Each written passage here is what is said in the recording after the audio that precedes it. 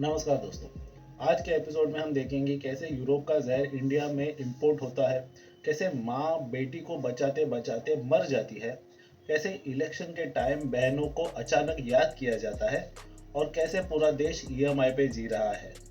चाय पकड़ लीजिए क्योंकि आज का टॉपिक हल्का नहीं है। इटली में एक केमिकल फैक्ट्री थी जिसका नाम था मीथेन।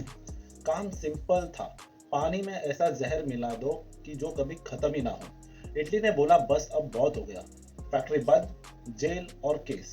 लेकिन फैक्ट्री के मालिक भी शाने, मशीनरी उठाई, पेटेंट उठाया और सीधा इंडिया की टिकट काट ली। महाराष्ट्र के लोटे में वो फैक्ट्री बन गई, फिर से खड़ी हो गई। सेम जहर, नया पिन कोड। यूरोप में केमिकल्स बैन हो गया, इंडिया में वो बिजनेस अपॉर्चुनिटी बन गया। और सबसे मजेदार बात ये, एक इटली में जिसके ऊपर केस चल रहा था, उसी को इंडिया वाली कंपनी के बोर्ड में बिठा दिया गया। मतलब चोर पकड़ा गया पर यहाँ आके मैनेजर बन गया। इन्वायरमेंट बोले मुझे क्यों तोड़ा, और सिस्टम बोले इन्वेस्टमेंट आ रही है, चुप रहो। सो pollution didn't go away, it just took a flight to cheaper land where regulations are optional. Suggestions, welcome to India. अब चलते हैं उत्तर प्रदेश, जहाँ ट्रेजेडी कोई ब्रेकिंग न्यूज नहीं है बल्कि रूटीन बन चुकी है। एक दलित माँ अपनी बेटी को साथ खेतों में ले जा रही थी। एक लड़का आया, बदतमीजी की। माँ ने मना किया, बस इतना कहते ही माँ को डराती से मार दिया गया और बेटी को उठा लिया गया। ये कोई मूवी का सीन नहीं है, ये देश का सुबह का अपडेट है। गांव में सन्नाटा, बोलते हैं तनाव का माहौल है।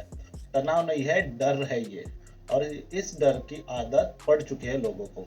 जब माँ बेटी बचाते हुए मर जाए, सिस्टम बोले इन्वेस्टिगेशन चल रहा है, तब समझ जाओ जस्टिस भी शायद ईएमआई पे ही मिलता है, वो भी धीरे धीरे। उत्तर प्रदेश के मेरठ के पास एक राजपूत मेजोरिटी गांव में सुबह का एक नॉर्मल सा दिन था, जब एक दलित माँ अपनी 20 साल की बेटी के साथ खेतों की तरफ जा रही थी, बिना ये जाने कि ये उसकी जिंदगी की आखिरी सुबह होगी।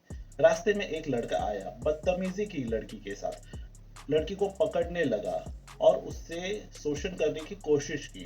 और माँ ने सिर्फ इतना कहा कि मेरी बेटी से दूर रहना। बस इस एक सेंटेंस की सजा उस माँ को अपनी जान देकर चुकानी पड़ी। लड़के ने पास पड़ी गन्ना काटने वाली दराती उठाई और माँ पर वार कर दिया। माँ वही मिट्टी और खून के बीच गिर पड़ी, और जब वो जमीन पर पड़ी थी तब भी इंसानियत नहीं जगी, क्योंकि बेटी को जबरदस्ती उठाकर ले जाया गया। गांव में कोई हंगामा नहीं हुआ क्योंकि ज्यादातर लोग चुप रहे, और बाद में कहा गया कि तनाव का माहौल है, जबकि ये तनाव नहीं, वो डर है जो लोगों को बोलने से रोक देता है। और कुछ लोगों को लगता है कि वो कुछ भी करके निकल जाएंगे। फैमिली ने माँ का अंतिम संस्कार तब तक करने से मना कर दिया जब तक बेटी जिंदा वापस नहीं मिलती। पुलिस आई, स्टेटमेंट हुई, पॉलिटिक्स घुसी, मीडिया के कैमरे 2 दिन चले और फिर किसी और न्यूज पर शिफ्ट हो गए। इस देश में जब तक एक दलित माँ अपनी बेटी को बचाते हुए मर जाती है तो उसे एक इंसिडेंट बोल दिया जाता है, और जब जस्टिस पूछते जाती है तो जवाब मिलता है इन्वेस्टिगेशन चल रहा है। क्योंकि यहाँ मौत तुरंत होती है और इंसाफ हमेशा डिले पर चलता है, वो भी ईएमआई। महाराष्ट्र में इलेक्शन का माहौल है, और जैसे ही इलेक्शन नजदीक आता है सरकार को अपनी बहनें याद आ जाती है। लाड़की बहन योजना के अंडर पैसा मिलता है, अच्छी बात है, लेकिन वोटिंग से थोड़ा पहले अचानक वो भी 2 महीनों का पैसा एक साथ जाता है। ऑपोजिशन को यह अच्छा नहीं लगा। ऑपोजिशन बोलता है आप लोग वोट खरीद रहे हो। सरकार बोलती है हम कोई वोट नहीं खरीद रहे, हम सिर्फ अपनी बहनों को याद कर रहे हैं। और इलेक्शन कमीशन वहां से बोलता है बस, कि इतनी याददाश्त अभी के लिए काफी है। सवाल सिंपल है, इलेक्शन के बाद भी इतनी ही याद रहेगी क्या अपनी बहनें इस सरकार को? इस देश में स्कीम हमेशा गरीबों के लिए होती है, पर टाइमिंग हमेशा वोट के लिए ही होता है। अब आते हैं इकोनॉमी पर, जहां असली कॉमेडी चल रही है। ई रिक्शा हर गली में, जूडियो हर मोहल्ले में, बाइक टैक्सी हर सिग्नल पर। लगता है शहर में किसी डिलीवरी ऐप का गोडाउन है। लोग सैलरी से पहले ईएमआई भरते हैं, मोबाइल ईएमआई पे, टीवी ईएमआई पे, जूता ईएमआई पे, और थोड़े दिन में शायद इन लोग शादी भी ईएमआई पे ही करेंगे। क्रेडिट कार्ड ऐसे स्वाइप होता है जैसे फ्री का हो, और जब बिल आ जाता है मोटा सा, सिस्टम को गाली देने लग जाते हैं। गवर्नमेंट जॉब कोचिंग सेंटर इतने ज्यादा हो गए हैं कि लगता है देश में जॉब कम और जॉब के सपनों का बिजनेस ज्यादा चल रहा है।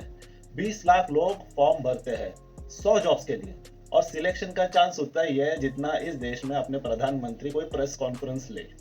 इकोनॉमी बोलते हैं कि ग्रो हो रही है, लेकिन ये मिडिल क्लास है, उसको ही पता है कि बस उसकी ईएमआई ग्रो हो रही है। तो दोस्तों, एक तरफ जहर इंपोर्ट हो रहा है और दूसरी तरफ माँ बेटी मारी जा रही है।